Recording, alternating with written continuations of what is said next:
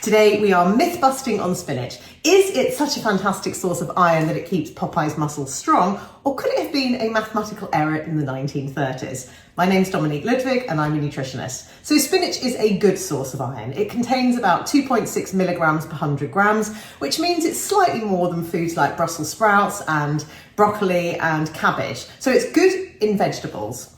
But is it as good as we once thought? Well, in the 1930s, there was a decimal place error, which meant it looked like spinach had 26 milligrams of iron, which would have been insane because even the richest beef liver has 18 milligrams of iron. So it would have been even higher than that. Raw cacao, for example, has around 10, venison has around 5, and actually red meat also only has about 2.5, 2.8 milligrams. So actually there is a bit of parity there.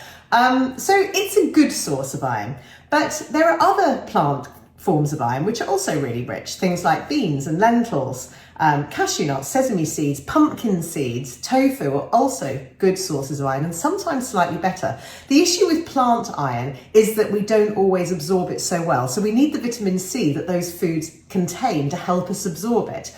Animal sources like red meat, venison, sardines are also a really good source, and also egg yolk are good sources of iron, so we can top up with those too and they're slightly better absorbed. So while it's a good source of iron, it's not quite as good as we thought.